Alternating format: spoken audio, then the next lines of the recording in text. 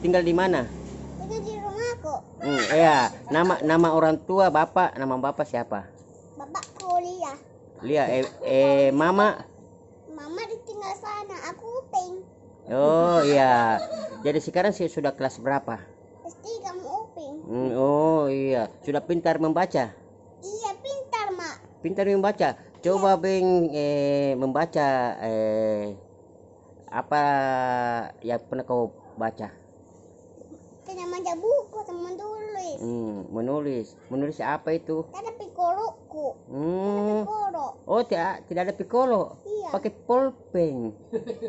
Ada pakai bopeng habis cintana. Kalau habis cintanya pakai apa lagi? Pakai apa tadi? Dulu tinggal di mana? Rumahnya tinggal di mana? Tinggal begitu. Kenapa ada tinggal begitu? Tinggal begitu kita mana-mana sama Oli ya di rumah pulang.